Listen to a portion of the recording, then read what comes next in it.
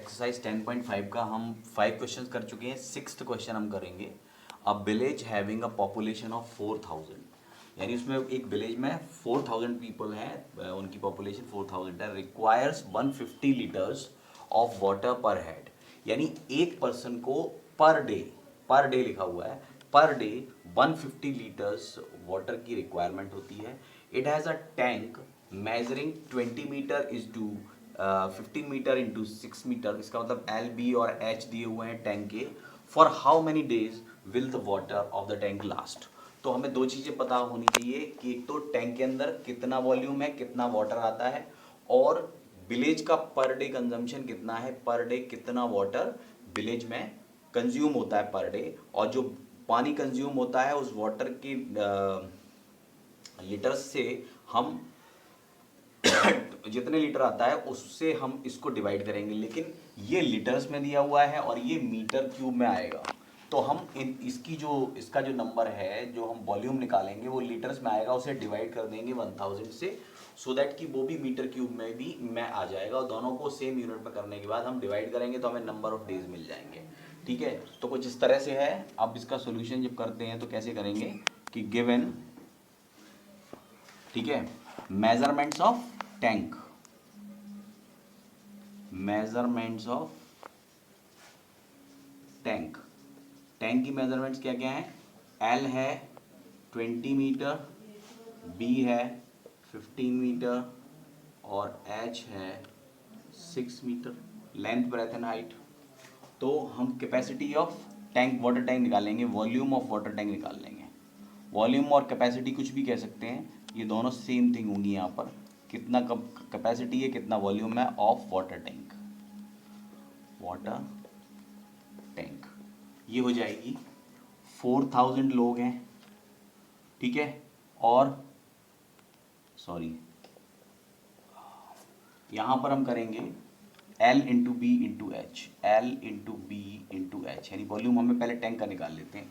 तो इसमें आ जाएगा 20 मीटर इंटू 15 मीटर इंटू 6, तो ये आ जाएगा 300 इंटू 6, ये आ जाएगा 1800 metre cube.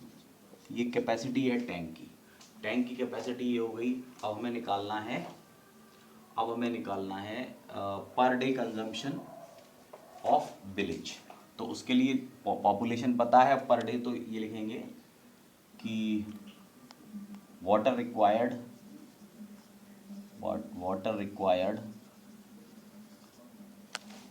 Per day for 4000 population, ठीक है।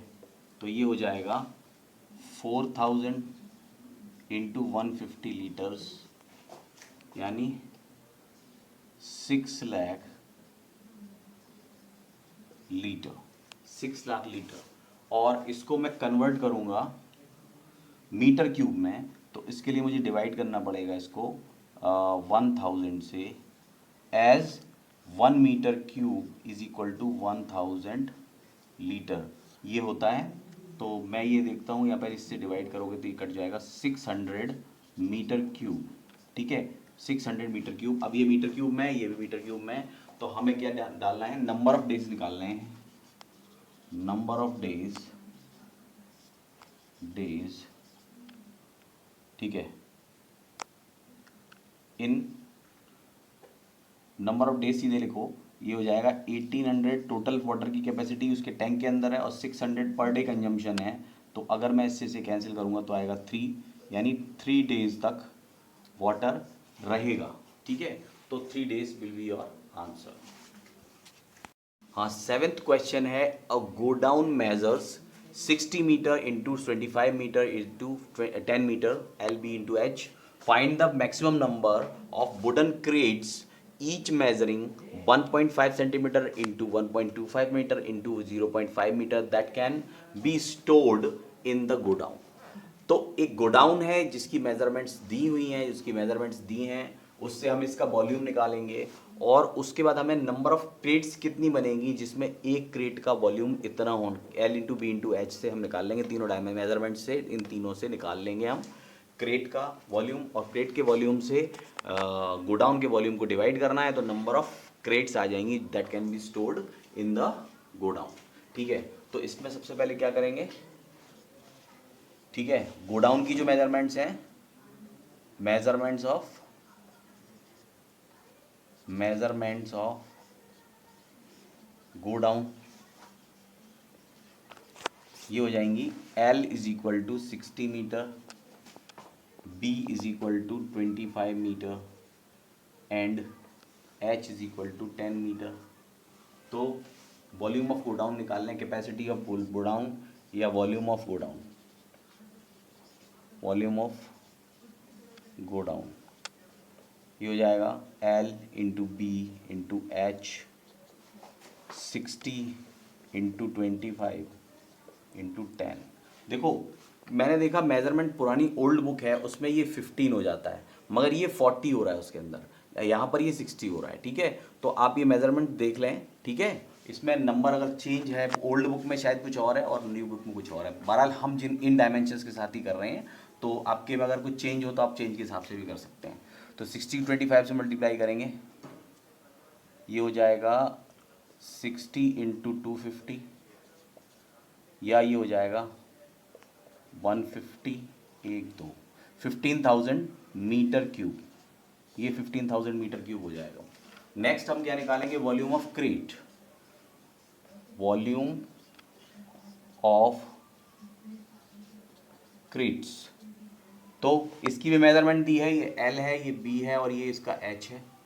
तो हम यहाँ से निकाल लेंगे L into B into H, 15 से इसको मल्टीप्लाई कर दीजिए 0.75, तो ये हो जाएगा ये और ये मिलके, और इंटू 1.25, और इसका आंसर आएगा 0.9375, और ये आ रहा है मीटर क्यूब में, ये भी मीटर क्यूब में आ रहा है। तो अब यहाँ लिखेंगे number of crates that can be stored in the godown, वो हो जाएंगी volume of godown, volume of godown upon volume of crate, volume of crate. ये वॉल्यूम ऑफ गोडाउन है 15,000, ये है 0.9375। जब आप इसका पॉइंट हटा देंगे तो यहाँ पर मैं 4 जीरो बढ़ा दूंगा। ठीक है, अब मैं इसे 15 से कैंसिल कर रहा हूँ, 15 बन जा 15, और 15 से इसको कैंसिल कर रहा हूँ मैं 6 टाइम। ठीक है, और ये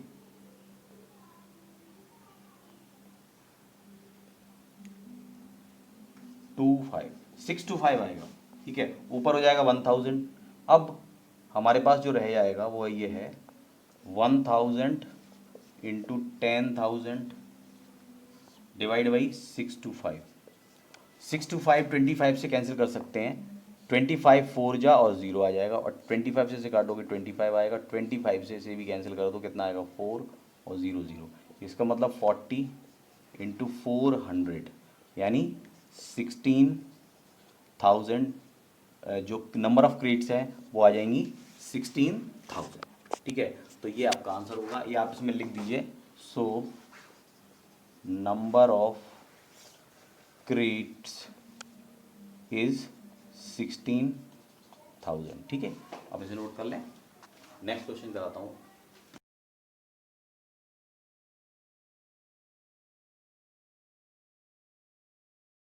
एथ क्वेश्चन है students, a solid cube of side 12 centimetre is cut into 8 cubes of equal volume, what will be the side of the new cube, also find the ratio between their surface areas।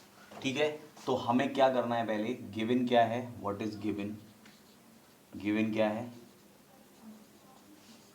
a solid cube of side, a cube of a solid cube of side 12 centimetre. ठीक है, और find out क्या करना है, find out क्या करना है, find क्या करना है, वॉल्यूम ऑफ जो छोटा न्यू क्यूब बनेगा, volume of new cube, volume of new cube, एक तो ये करना है फर्स्ट। और दूसरा क्या करना है, दूसरा करना है ratio of their surface area, ratio of their surface area, उनके सरफेस एरिया का रेशियो भी देना है, ठीक है। तो सबसे पहले उसका 12 दिया हुआ है साइड, तो हम क्या करेंगे, वॉल्यूम ऑफ क्यूब निकालेंगे, वॉल्यूम ऑफ सॉलिड क्यूब। अगर हम सॉलिड क्यूब का वॉल्यूम निकालेंगे तो वो हो जाएगा side into side into side, भाई क्यूब का वॉल्यूम ये होता है, और साइड कितनी है 12, 12 और 12।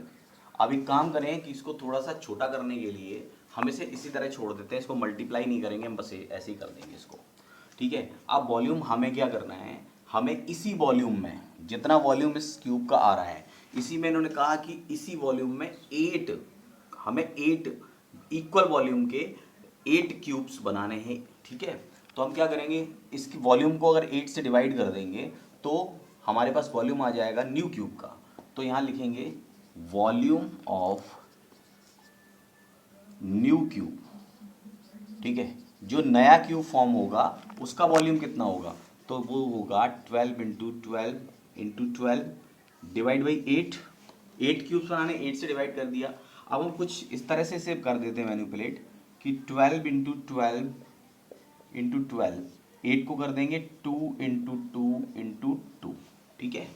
अब आप क्या करेंगे, इस 2 से कैंसिल कर दीजिए 6, इससे से कर दीजिए 6, इससे से कर दीजिए 6, यहाँ पर कितना आया 6 इंटू 6 इंटू 6, यानी volume, volume of new cube आ गया 6 इंटू 6 इंटू 6, ठीक है। वॉल्यूम ऑफ, फिर से लिख दो चाहे, वॉल्यूम ऑफ न्यू क्यूब आ गया 6 इंटू 6 इंटू 6। और यहां से आप कह सकते हो कि side of a, so side of a new cube, यानी न्यू क्यूब की साइड यहाँ से हो जाएगी, यहाँ से 6 सेंटीमीटर हो जाएगी, ठीक है। ये 6 आ गई हमारा पहला क्वेश्चन, पहला इसका जो क्वेश्चन था वो हो गया, इसका पहला पार्ट हो गया। सेकंड पार्ट ये है ratio of the surface area. अब हमें जो सॉलिड बड़ा क्यूब है उसका भी पता है कि उसमें साइड 12 है, और जो उससे क्यूब बन रहा है नया उसका जो साइड है वो 6 है। तो अब हम दोनों के सरफेस एरिया निकालते हैं, ठीक है। इसका सेकंड पार्ट कर रहे हैं, इसमें क्या है, सरफेस एरिया ऑफ,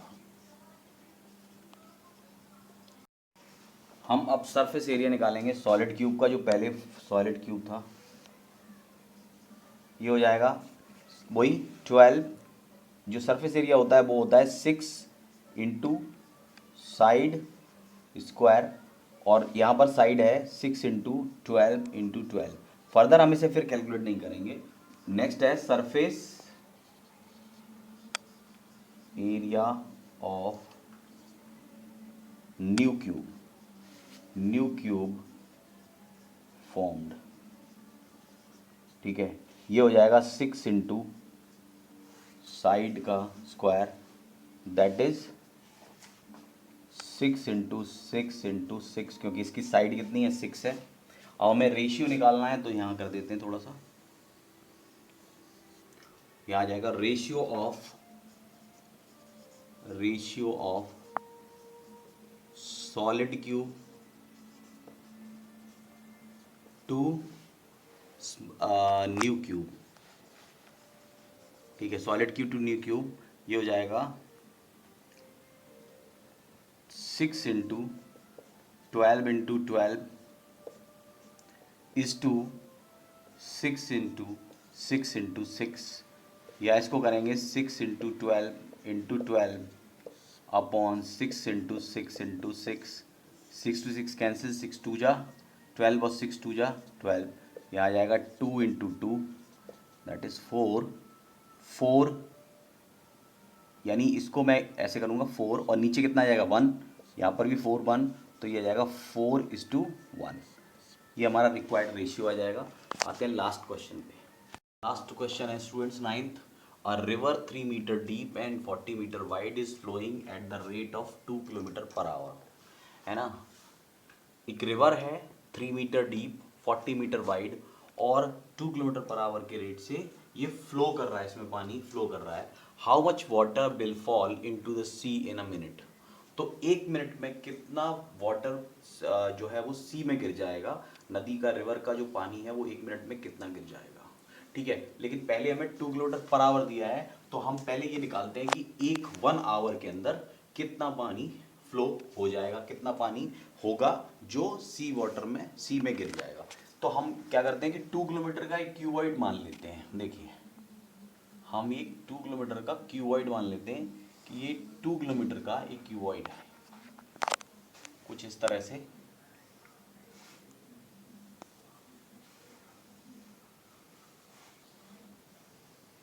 नदी का ये वो हिस्सा है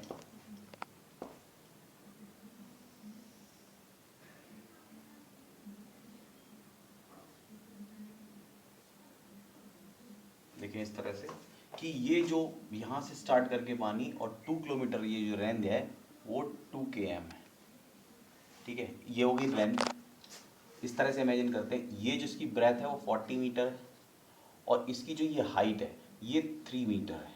ठीक है, ये 3 मीटर है। तो ये क्यूबॉइडल शेप हो गया और इस क्यूबॉइडल शेप इस कंटेनर के अंदर जितना पानी आएगा, जितना पानी इसमें कंटेन होगा, उतना ही वॉल्यूम ऑफ वाटर जो 1 आवर में किसका गिर जाएगा, सी वाटर में सी में गिर जाएगा उतना ही पानी।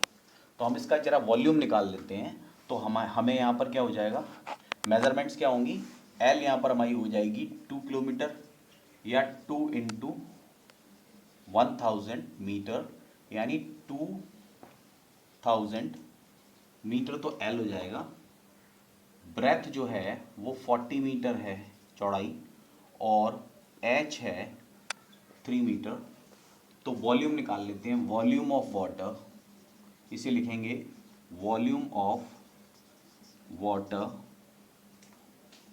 Flowing at the flowing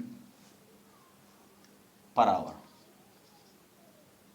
flowing in 1 hour, flowing in 1 hour. ठीक है, 1 आवर में कितना, तो वो हो जाएगा L into B into H से निकालेंगे इसको। एल हमारा है 2000, बी है 40 और एच है 3। तो ये हो जाएगा